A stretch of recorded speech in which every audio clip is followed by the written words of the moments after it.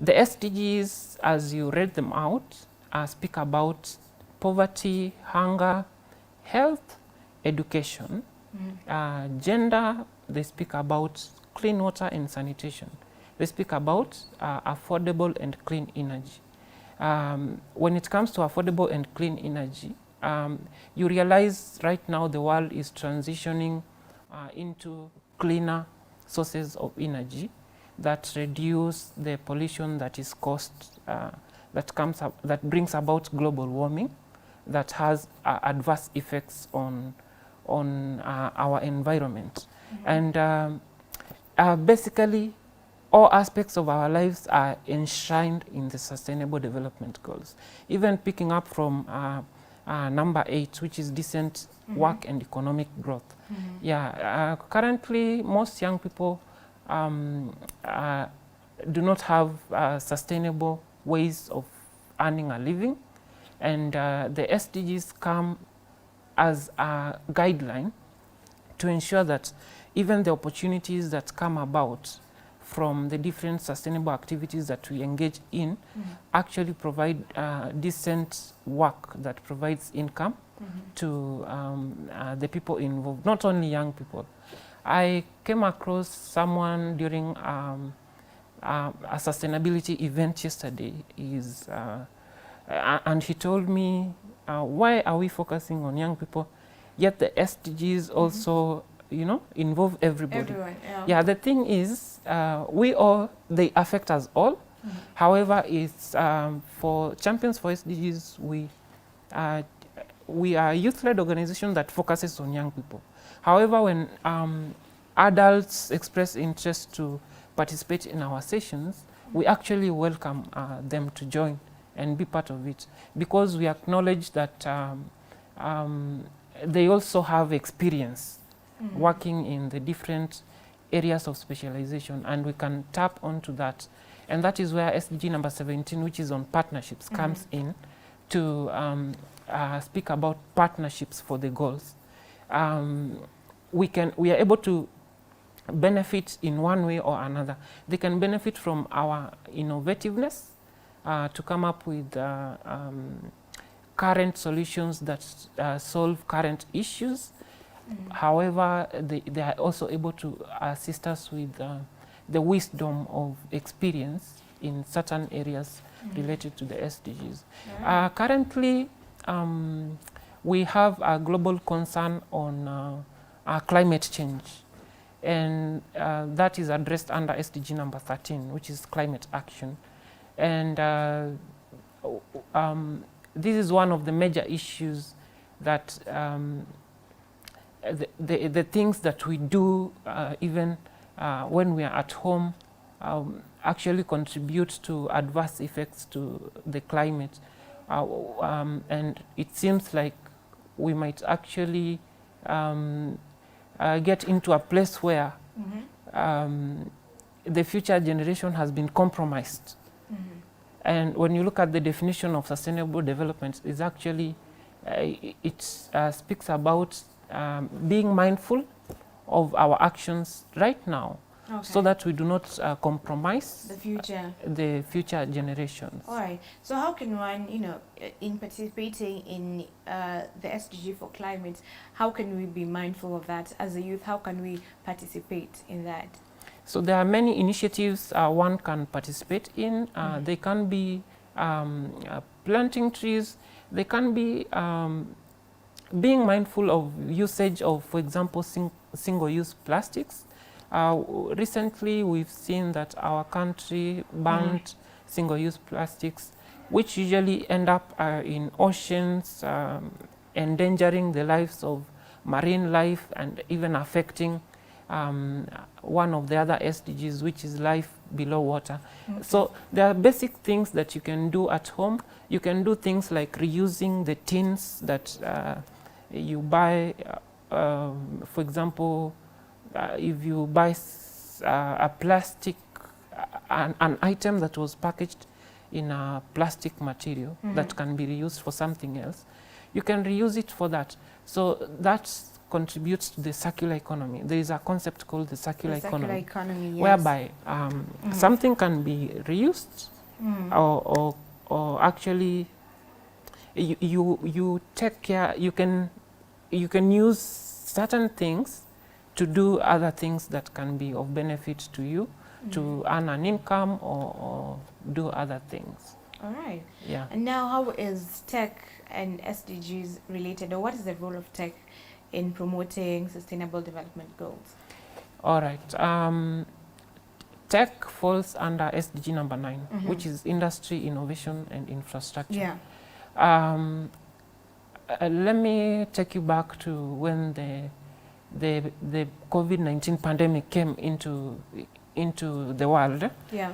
It actually accelerated technology for everyone, and the uptake was really fast.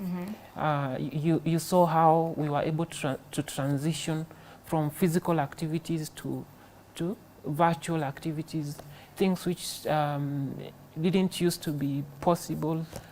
People were able to actually do them, and even at a lower cost sometimes, where travel was involved, booking of resources and so on. So technology has come in that way to connect the world, to provide a platform where young people can innovate and they can, for example, earn something from their innovations. And also, let's look at education, for example. Again, because of the pandemic, people were able to start learning online, doing virtual classes, for example. Yes, I know in our continent, we have a challenge of infrastructure. Yeah. And that is something else that we need to address. Infrastructure in terms of devices to connect people to the internet. There is that challenge. And if we can address that challenge, we can be able to tap into the power of technology, because we've seen it through those devices which were available. Those people who are able to access technology actually got more connected, were able to access resources, were able to learn and do so much more. For example, at Champions for SDGs, in 2019, in March 2019 when we started, we used to do physical activities in town until 2020 when that time came, we had to transition to virtual activities.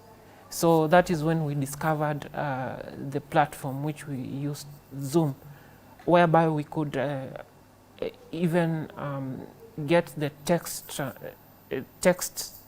appear on the screen for people, for example, who cannot hear, and be inclusive of everyone else. So that also speaks about SDG number 10. So when we came back into the new normal, we've adopted a hybrid model whereby people can join physically and people online. can join virtually, or they can come physically. In case you are a speaker, you can speak from where you are, as long as you have a device and a connection to the internet. Same goes for participants. You can actually join from anywhere where you are. Yes. And now where does, what has so far, because some of the things we have seen in tech, we have AI, we have Internet of Things, we have blockchain technology. How have they helped? Those, if you look at innovations that come as a result of those, they can be used as a source of income for the innovators. They can be used also for connectivity. Basically, the solutions, all the items that you've mentioned about technology, they contribute to helping things happen, for example, faster and more conveniently when it comes to even payments that happen electronically. So technology has improved the speed of doing certain things, and making, for example, things that are used to be done physically that cause pollution, they no longer happen. So you realize the levels of pollution come down. Okay, yeah, but so still, as you know, people say that also technology is causing harm to the environment, like the like blockchain technology, for instance, the machines, getting into the ocean and everything, it's causing harm to the environment. So how does it? How do we, as much as we embrace it and put it in part of the goal, how do we prevent it from, getting out of hand? All right. Thank you for that. So when it comes to electronic devices, we are all advised to be mindful of how we dispose our devices when they are no longer useful. Because you realize that electronic waste sometimes, if disposed carelessly, can become a hazard, to even different people who stay close to the dump sites, for example. If it's batteries, if it's things that certain metals or things that do not easily decompose, they can cause physical or even slow health issues to people who stay close to places where they are disposed. So there are some initiatives that have come up with a way of recycling electronic waste. Sometimes even the manufacturers of the devices advise people to return those devices which are no longer useful. So there are those simple actions that you can take as a citizen. You can be mindful of how you dispose those devices. You can reuse them, or if they are still active, still useful, you can give them to people who can use them. So basically reduce the disposal, be mindful of how we dispose that, and even when we are acquiring the devices, let's see whether if we really need it, and then use it well. And then these days there are things that, for example, electronic devices which can be charged. If you remember, there used to be batteries or cells that are used in electronic devices such as mouses, computer mouses, for example.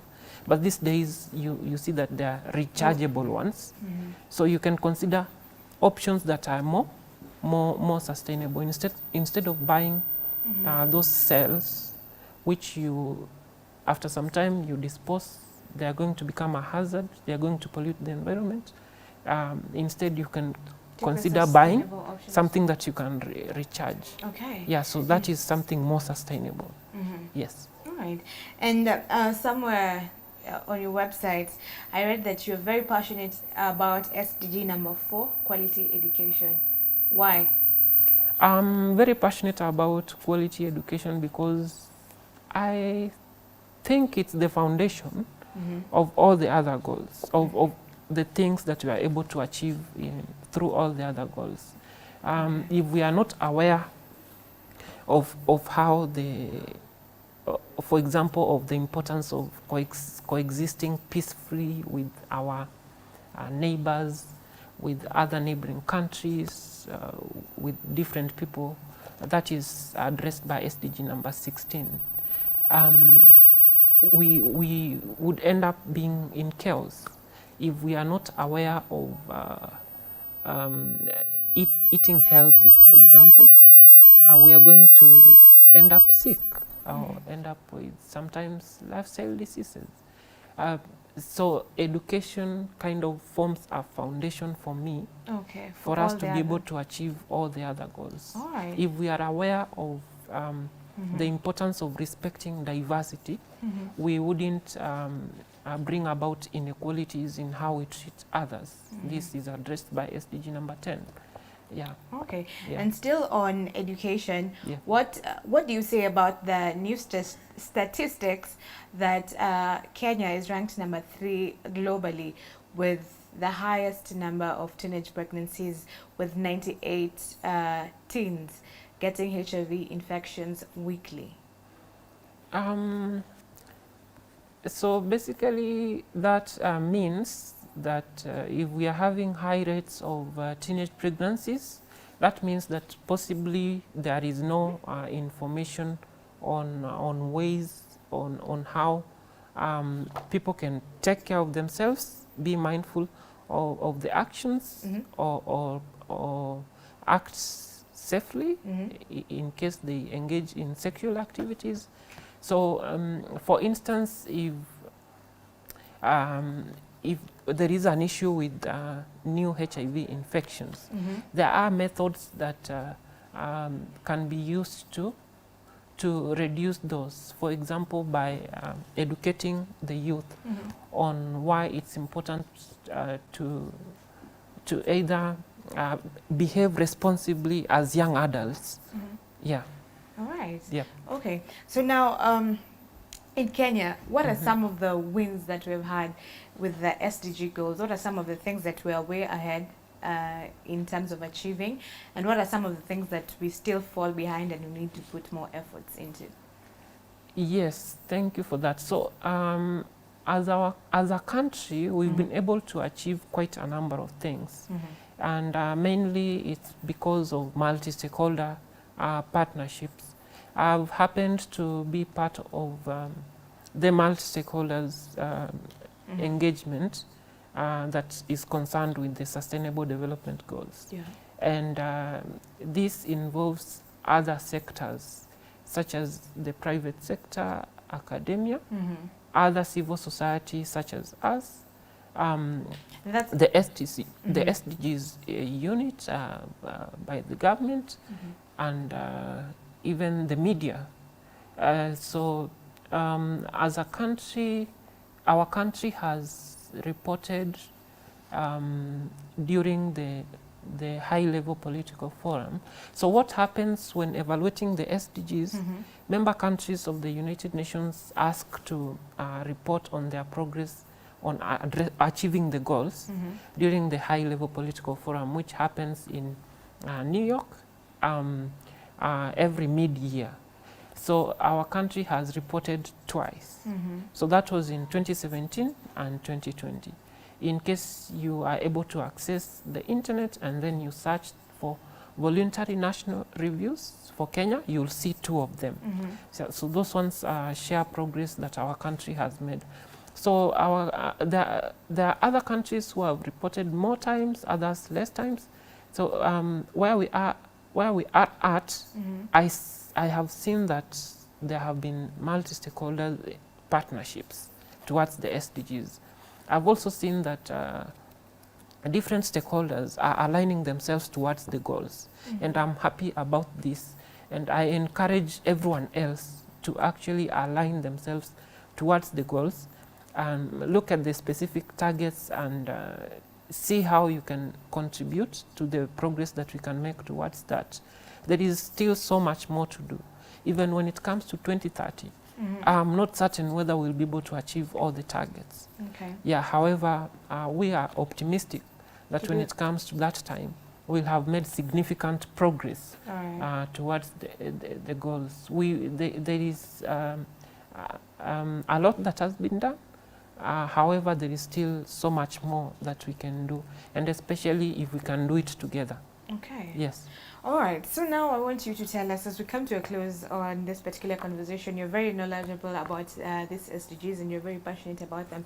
So what is your story? How did you, I know the story about this book. So yeah, how did you come to be a champion for SDGs? All right. So that was in 2017. 2017, I attended a workshop.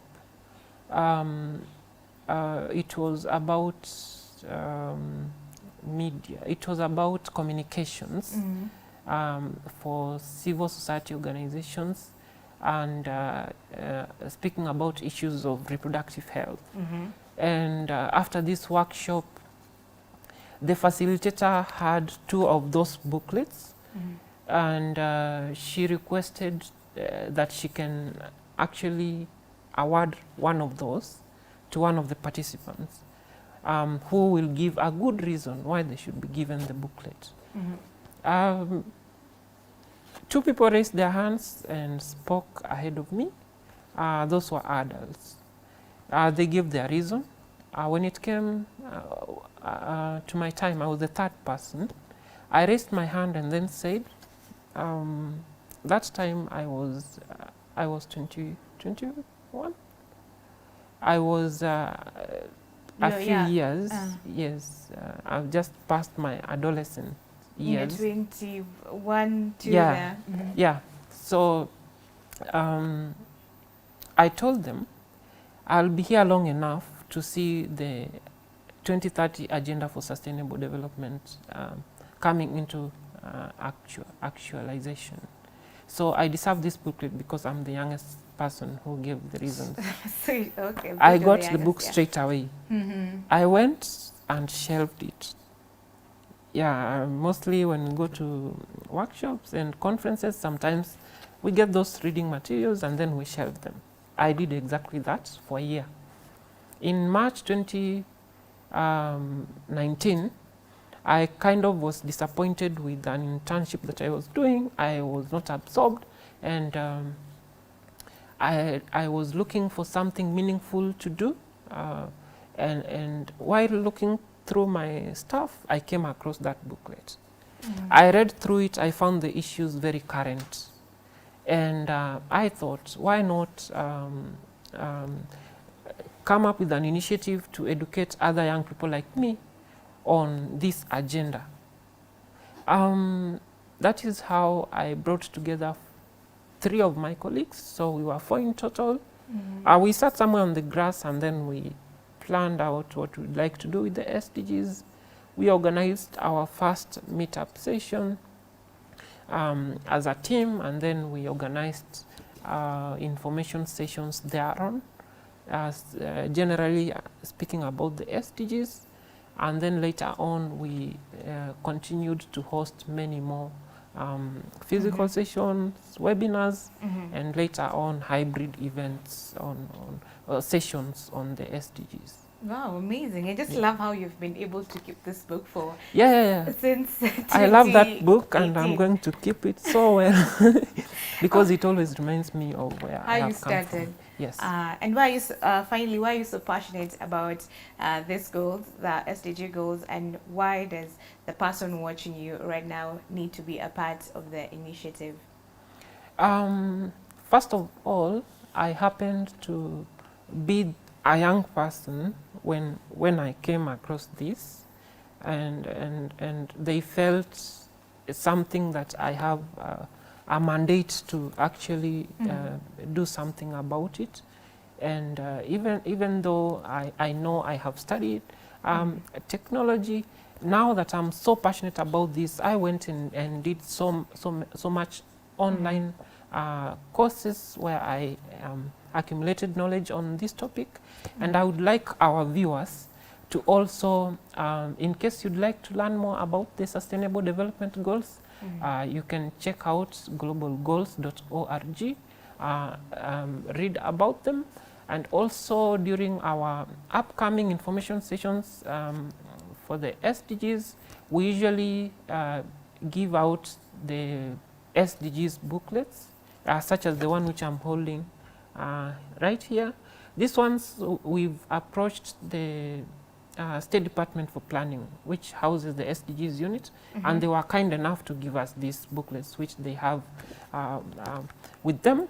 And these booklets have a summary of what the agenda is, the goals, and they also have the 169 targets. So they also speak about follow-up and review and different mechanisms that happen at national, regional, and global levels. So you might think that the SDGs are far off, they have nothing to do with you, but the SDGs are part and parcel of your life. So get to know much more about them and align yourself to the goals, and let's together achieve a sustainable future. Amazing. Yes. So where can people get you if they want to reach you? Or So, maybe your organization? yes, if you go to Instagram, Twitter, LinkedIn, and Facebook, you can search for @champions4 SDGs, and then you'll come across our page, which is called Champions for SDGs Youth. And myself, you can find me on LinkedIn. My username is Arnold Gekonge. Thank you very much, Arnold, for coming and sharing great light on the SDGs. Thank you It's so been much awesome for having having you me. with us. All right, so that has been Arnold Gekonge, who's a champion for SDGs, and you can get them on social media at this handle, Champions4 SDGs. And of course, we have been talking about SDGs and how they benefit us and how we can be part of this great initiative. Right? Yes, so that's the end of Sport on Tech, but we are just starting. Valentine will be coming with some great entertainment interviews. Don't go too far.